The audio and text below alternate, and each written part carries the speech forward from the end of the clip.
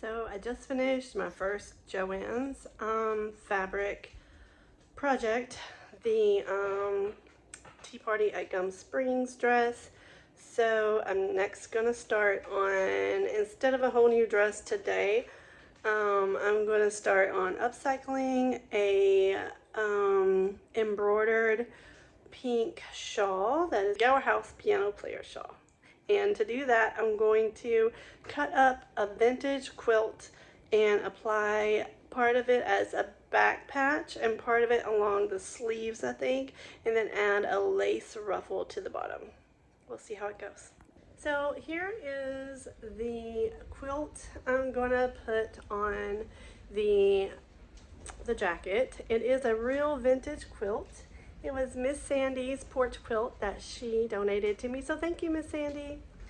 And I'm gonna probably pick one of these pink squares. I'll give you a better look at it. I'll lay it on the floor and give you a look at it. The jacket I'm gonna do, it's actually like a shawl, an embroidered shawl type wrap, and it is like a dusty antique pink. So this has some pinks in it, and as soon as I saw it, I knew that's what I wanted to do with this, was to put it on the back of that really embroidered shawl.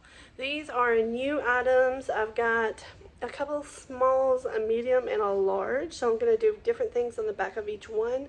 I've got some back patches on the way. I'm going to put on some of them, and then I'm going to do this vintage quilt on some of them. Actually, they're mainly more like one sizes, and then maybe one is like a plus size. I forgot about that. They're one, because they're cut in a way, it's like they're all one size. I'll give you a look at that. It's going to be so cute when it's done, and it's a nice spring type of wrap that you can just dress your stuff up with and add some style to your wardrobe. And there's that. Look at that quilt again. Okay, so let's get going, beaches.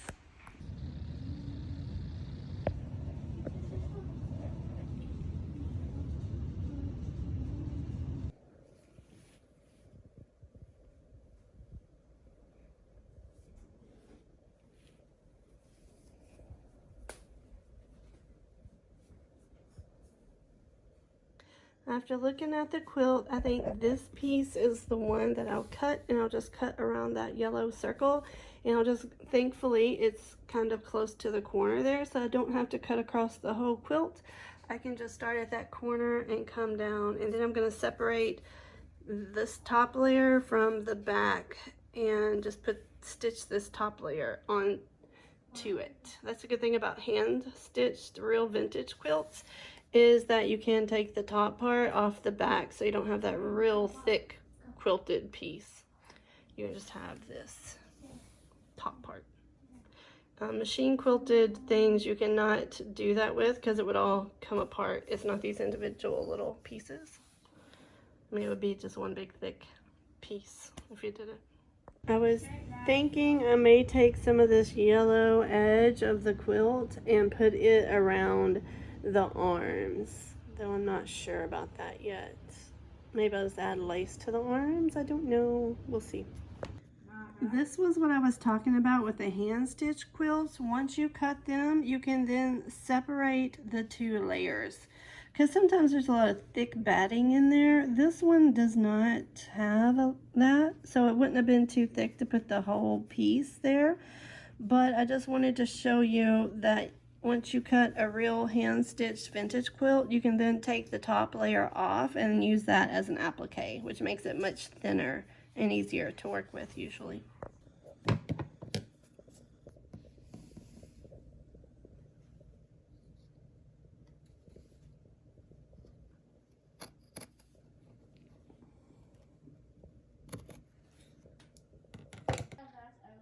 Okay, I've got the full piece removed now, and I think I'm gonna shape up a little bit to make it maybe either go in to match the shape of the pink, or as you can see, some of it is just kind of wobbly looking, so I'm gonna maybe touch that up a little bit and then attach it to the back of first I'm going to zigzag all the way around the edges, and then I'm going to attach it to the back. So I'll show you how that goes. Okay, here is the piece after I have shaped it up a little bit. This one little piece here was a little longer than the others, so it made it a little kind of misshapen, but now I think it has a really nice shape to it. These are the pieces I cut off. See, it had this pretty like huge Swiss dot backing. I thought that was real pretty. And I'm leaving that on because this quilt is so thin as it is. Some of this top layer is like tissue thin. So I'm gonna leave it all together because it's not too, as you see, it's not too chunky. I'm going to zigzag all the way around these edges, and then I'm probably going to zigzag maybe this little ratted up mark here. I don't know, maybe I'll leave it just to keep it. This piece is kind of coming apart. I'm going to stitch that down, so we don't want that to come apart. And then the rest of it looks pretty good and ready to put on the back of the shawl. And I will tell you the story of the Gower House Piano Player shawl as we go. The Gower House Piano Player. Okay, I've got my pink threads here, and I'm gonna pick the one I think matches the best. So to me, I think it's the middle one here on the left where my finger is moving. I'm not sure which side it'll be for you, but over here by my thumb, this middle one, I think will work the best. I've got my bobbin wound and my new thread loaded, and I've got a piece that I had cut off of this to practice my zigzag stitch so I could get just the right length and thickness that I want before I start on the quilt piece. So here we go with that. Okay, this was a 6 on the width and a 2 on the length. This was a 7 on the width and a 2 on the spaces between the stitches. That's the length. And then this was a 7 and a 1, and that did not want to go, it wanted to get stuck under the foot. And this is a 7 and a 1.5. I think I like this one, and I'm gonna try to do that. So here they are. I'm just gonna fold it over and kind of place it next to it. And I do actually like the 7 with the 1.5 stitch length, 7 being the width. If you want to look at my screen, that's what it looks like. I have it set on the number 5 zigzag. You'll see that there. 7 is the width, how thick across the stitch goes, and then the 1.5 is the space between the stitches. So that's what I'm gonna do this on. So I keep trying to do this, and it's like the feed dogs just are not moving the material at all. So I may try my walking foot. Here's my walking foot that I have never used. So I'm gonna go over to YouTube really fast and watch a video on how to put the walking foot on and how to just how it works in general real fast. So when you get to a stuck part, anytime you're sewing, always just go to YouTube and there will be something on there that will teach you all about it. Okay, I watched a very short video. It was very easy to get it on. This is my little screwdriver, but I did make one mistake. This is the needle clamp, and this doodad here is supposed to be up over that. So this is what it looks like, but when you put yours on, yeah, it's a little dusty. When you put yours on, be sure you don't make the same mistake, because now I'm going to have to using a screwdriver, unscrew this off the shank, and then reinstall it with that little lever on top of there. Okay, so the walking foot is correctly installed now. Next stop, zipper foot, no, sorry, buttonhole foot. Well, that's gonna be the thing that I learned next, but not tonight. Tonight's gonna be the walking foot, and that will be good enough for my learning. I hope you learned something from my mistake and of not getting that lever up onto the needle screw thing. All right, let's try this again. I'm going to try it out since as I said, I have never used a walking foot. So I'm going to try it on, again, this little piece of scrap. I think the reason why it worked the first time was because you see I was stitching between these little things that are on the back. And when I tried to do the other one, it was going through those and it did not like it at all. So I'm going to try to use a walking foot and go over the edge of this, which has those bumpy things on the back. Okay, here it is under there. It is a little thick because this sits a little lower, it seems like, than the other one. But it did fit under there with all of that bumpy stuff. Okay, so let me just try to push this right here. I did set, it said to be sure and set it to a slower, to sew slowly, so I may still just turn that down even a little bit more. Here we go. Let's see if it's actually going anywhere, is it?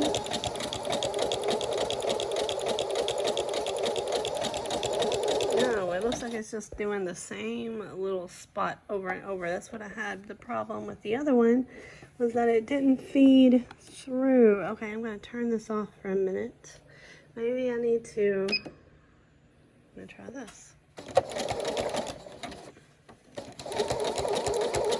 Yeah, those things I know.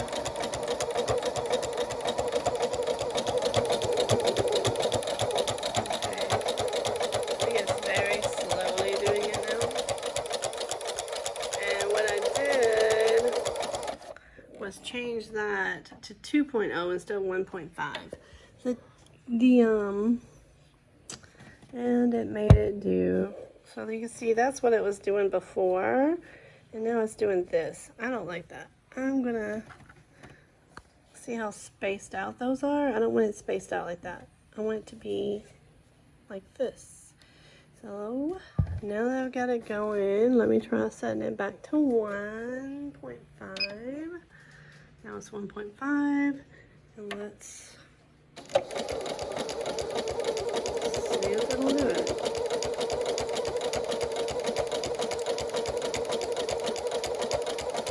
It is doing it, I think. Let's just be patient. It is doing it. Okay, I think when it's gonna have problems when it goes over that bumpy stuff. But it is doing it. Okay, so this is when I first started, and it was just going, it was not moving along at all. And then this was when I changed it to 2, and I don't like how spaced that out that is. And this is when I changed it to 1.5. I think this must be where one of those little bumps are. Yeah, so when it goes over those bumps, it's gonna just have more of a problem, and I'm gonna have to be really patient. And then as it goes, this is still the 1.5, but it spread it out a little bit more. But that's what I'm gonna stick with, and I'm gonna try it on my quilt piece now. So I've got this edge done. I put my needle down and turned the fabric and made the curve, and it's going down this side now. It is just very slow, so be very, very patient when using your walking foot on thick fabric and multi-layer fabric like this, and especially this real nubby stuff. I didn't think about that when I decided to leave it on there, but anyway, here we go. It's working, and it operates about like your regular foot. It doesn't feel much different except for being really slow. Oh, and when it does go over those nubby things, I'll hear it. Nyla, I'll hear it kind of hanging up, and I just kind of pull it along a little bit through there. So I've got it all tied up.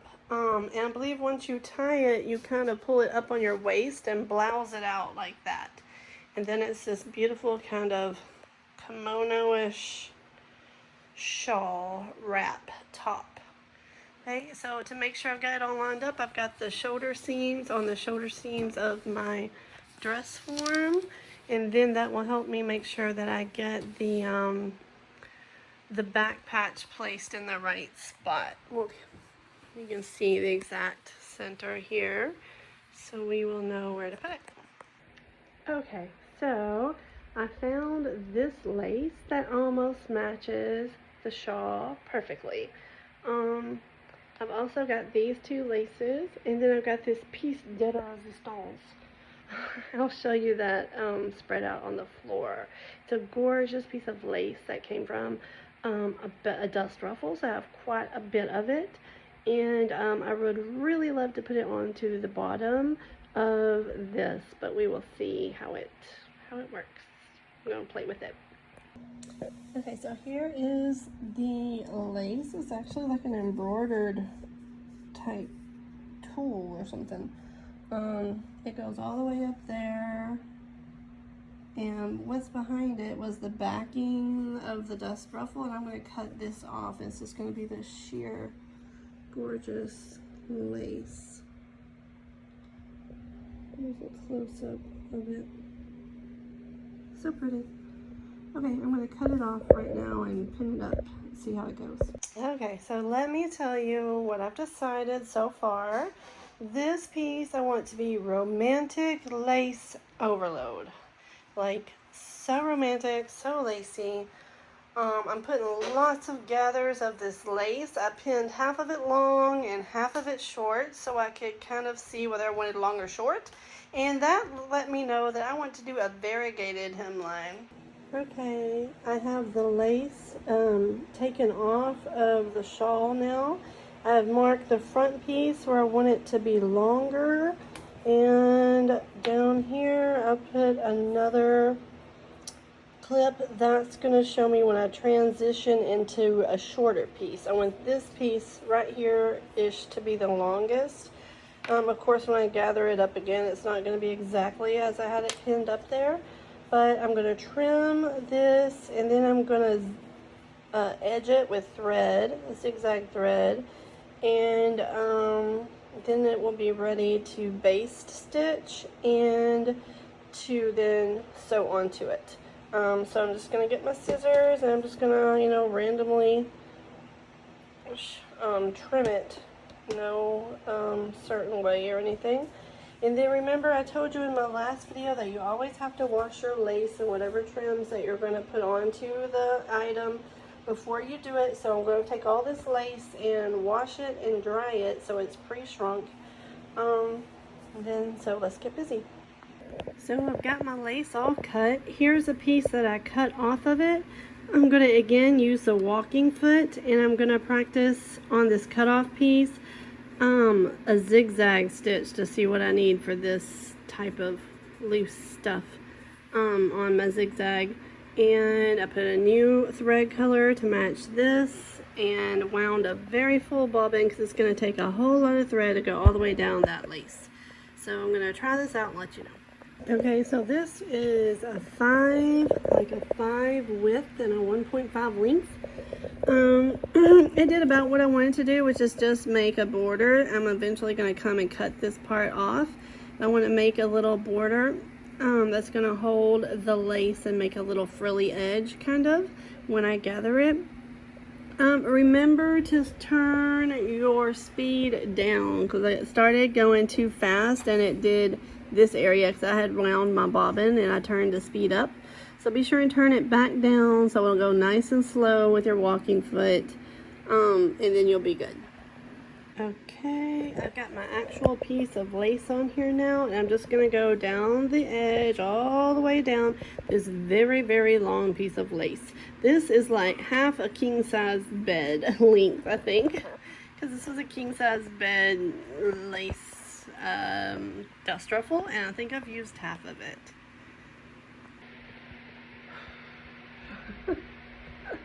Oh, I've been doing this lace forever and it's still not done. I did all this work just to get this little kind of like thread edge to the lace. I keep looking, see like how much further I have, and it'll be like not even a quarter done. I'm maybe 3/4 done now. I still have more to go. It's very slow going, and then I have to trim off the excess, and then I think I'm going to be stopping for the night, and I will peruse Pinterest for a while and look at more ideas. That's where I get all of my ideas, and I highly suggest Pinterest. There's Facebook groups and stuff like that, but it always comes with so much Facebook drama. Pinterest, I can just peruse quietly and peacefully to my heart's content. So I'm gonna get back to work. Okay, I'm going. The final inch finally went through, and it is time to snip this. Now I gotta take my little scissors and go down the whole thing and snip these extra parts. See, this is what I was doing. That's all it was. Just so when I gather it and ruffle it up, it has a prettier edge to it, because it's going to be showing. Most likely that's the way I'm going to do it. If I change my mind, I'm going to be unhappy.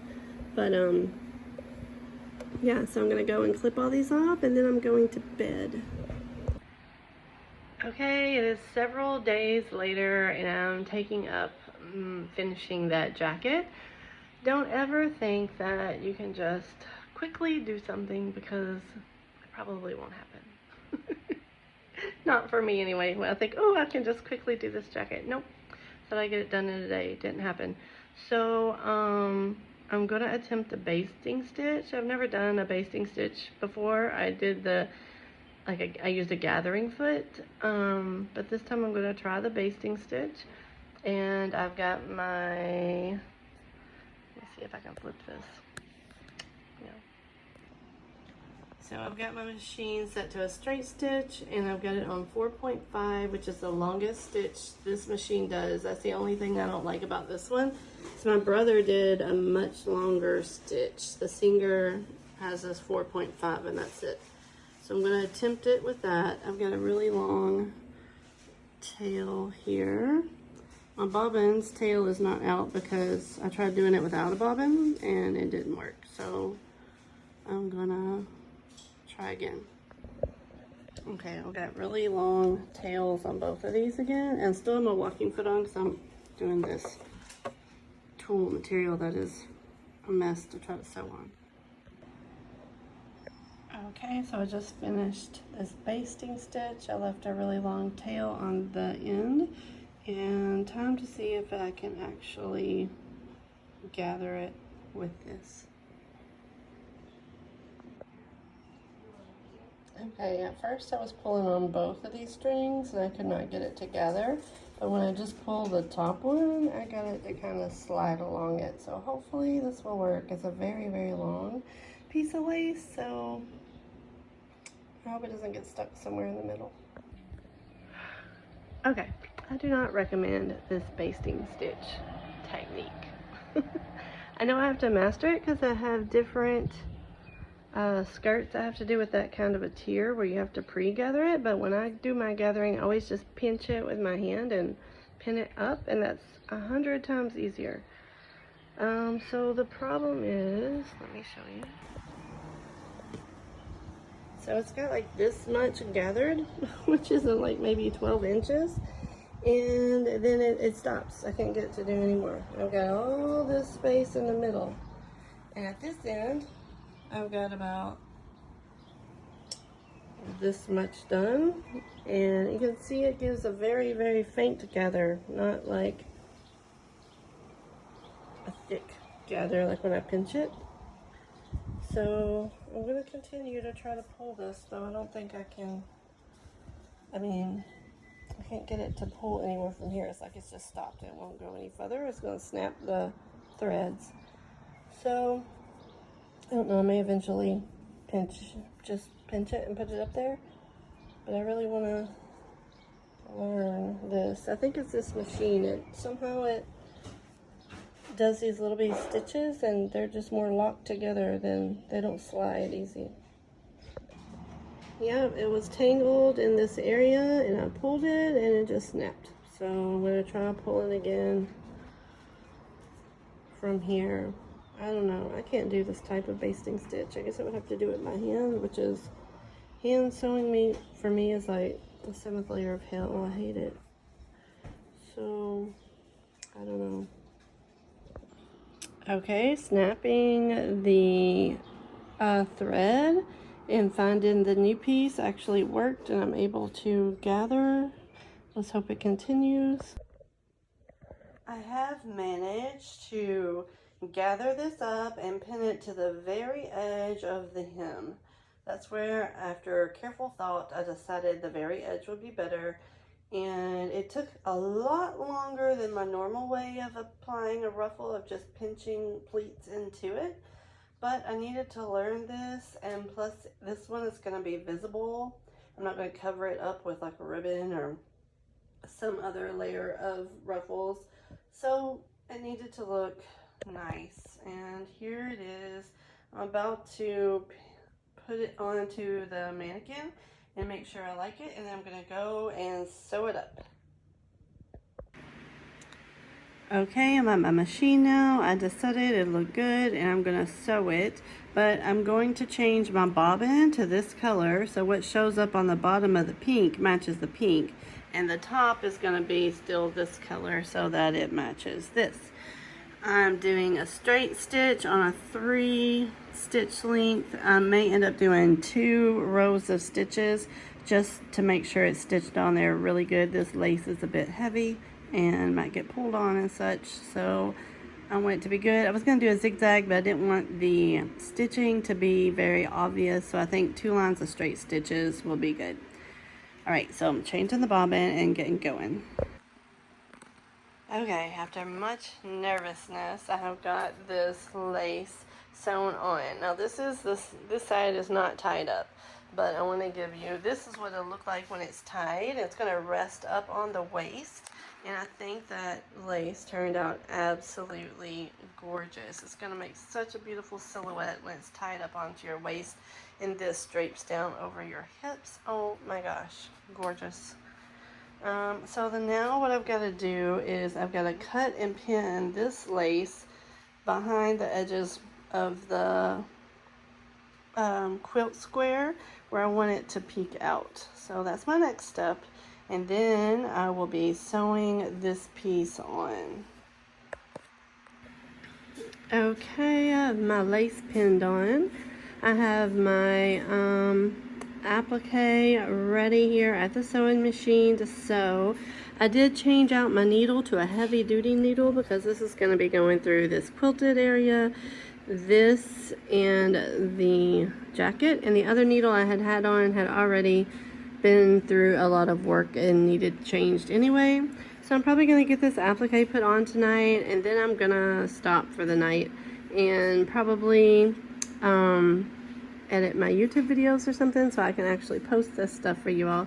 I'm still using the cream colored thread on top and the pink on bottom, and I'm using a straight stitch with the 3.0 length. Alright, wish me luck. Okay, I've got the lace pinned to the sleeve. I did go ahead and iron it so I could get it pinned on straight. I'm at my sewing machine. I've got my pink bobbin in and the white thread on the top so that the pink, when you see the understitching, doesn't stand out on the inside. To do the sleeve, I'm going to have to take off the arm attachment part so that it's skinnier, and I'm going to do a straight stitch with, straight stitch with probably a 3.5. I thought about sewing right down the edge of this piece, but I think I'm going to sew more towards this area, towards the middle, so that these edges can kind of curl and look really vintagey. Okay, I have just finished the Gower House Piano Player Shawl, the first iteration of it. I've got 3 more to do, and they'll all be one-of-a-kind items. And I can't wait to show you pictures of it and tell you the story of the Gower House Piano Player. Enjoy. This will be for sale on my Etsy, and the link is in my bio, and I'll also put it in the description. And this is the one size plus. It'll fit large, extra large, 1X. The other three are one size, small, medium, large. Probably can fit extra large too. Alright, I can't wait for you to see it. Thanks for watching. Hello beaches. Since I cannot still manage to get my voiceover to work, I'm going to have to read you this from my listing on Etsy. So this is a story of the Gower House Piano Player. And I do apologize, I have to read it. Which I would read it anyway, but now you have to look at my face looking down at my listing with my glasses on because I can't see without them. Okay, every Iuka House item comes with a story. The Gower House is a real place in Smithland, Kentucky, close to Iuka. It was constructed originally as an inn and tavern in the late 1700s or early 1800s. There is some dispute on that. The official date is 1780, but most people say it was, I don't know, there's some dispute that it could have been 1820. So 1780 to 1820 is still really old. It sits perched high on the bank of the rivers where the Ohio and Cumberland join. It hosted many weary travelers and many dignitaries in its day. For all my childhood and many years after, it sat dark, abandoned, and boarded up. As I would drive by it, I used to see it on my way to school and back, and it was always said to be haunted by the spirits of Civil War soldiers because it was supposedly used as a hospital during the Civil War. Okay, so let me get back to where I was at. As I would drive by it, I would wonder about the stories it could tell. This is the story I imagine for the Gower House Piano Player. A beautiful but sad woman sits down at an old piano that shines with layers of polish. She looks out at the view of gray skies over gunmetal-colored, swiftly flowing waters below. It used to be a pleasing view when she first saw it, when she had just arrived and was full of hope. But now winter was on the way. The green banks had turned to black skeletal trees reaching toward the sun that never shined. It was getting cold and her money was gone. She pulled her once regal shawl around her, the one she now had to patch up with an old quilt square, and dress up with lace from a discarded bed ruffle. It gave her comfort and reminded her of dazzling nights not too long ago. No one would know that a few short months ago, during her tour of Europe, that people would travel from all around to each opera house she stopped at to hear her play. Standing ovations followed her from Rome to Nice to Milan and finally Paris. Her nights glittered in jewels, clinking champagne glasses, and the sound of her lover's baritone voice entertained her till the sun came up each morning. He was a French opera singer in her touring troupe. After their tour ended, they decided to start their life in her homeland in Savannah, Georgia. He took the money they had stashed away and left before her to secure them a home in the city. She left Paris shortly after in the company of the touring manager, who accompanied her from where they landed on the shores of New York through a long steamboat ride to a bustling river town in Kentucky called Smithland. The manager left her safely ensconced in the Gower House Inn, awaiting her lover to meet her there and take her home to Savannah, where they were to be married. Excuse me. Days turned into a week, and he never arrived. Soon it was 3 weeks, and she desperately wondered where he was. Had some tragedy befallen him? Out of desperation, she sent a letter to their old flat in Paris. She dared not leave her post in the wild river town on the edges of civilization, lest he arrive and she be gone. She wrote endless letters, sending them anywhere he might be. When she was at her wit's end, her nerves shattered from sleepless nights of worry, a letter arrived for her. It was posted from Paris. He was alive. Darling, I was turned away at Ellis Island, so I returned to Paris, hoping against hope you would still be here. Continue to await my arrival at the Gower House. I work on my return as we speak, and may have already left to join you by the time this letter reaches you. Well, that was a month ago. No other letters have come bearing news of his well-being or travels. The town of Smithland barely held enough paper for the volumes of letters she sent into the void. Now, to pay for her room and board, she plays piano at the Gower House to entertain the tired travelers, riverboat merchants, and cutthroat gamblers. Few of them notice the shine of her star. She's just another spoke in the wheel of their journey, a twinkle in the night of this town beside the rushing rivers. Sometimes those rivers rise and overtake the town. Tonight, like those dark waters, her anger rose and overtook her. She cast off all the ravaged remnants of love that remained inside, and as she sat down at the piano, she pulled her shawl tightly around her. It held the only comfort she would seek from now on. From this night forward, she was on her own. She straightened herself, placed her fingers over the keys, and fire nearly shot from her fingertips as they danced furiously across the ivories. Across the dinner hall, seated at the bar, was a handsome stranger, just arrived to town. He was weary from a long horseback ride down dusty roads. He really should retire to his room to prepare himself for a long night of card games, but he couldn't help but notice the curious passion of the Gower House Piano Player. You will write the rest of the Gower House Piano Player when you wear your shawl. Did her lover arrive and they live happily ever after? Did he abscond with her money, never to be seen again? Did she find new love on the banks of the river with the handsome stranger, or did she live her own adventures as a woman on her own? Our other Gower House Piano Player shawls will feature like vintage, postal motifs, music notes. I actually have some of them. I will show to you right now so you'll get an idea of the continuation of the story and how it's going to play out on the back of these amazing piano player shawls. So this one, you can see it has like music notes, a little, it looks like maybe a stamp there, some flowers. I love that.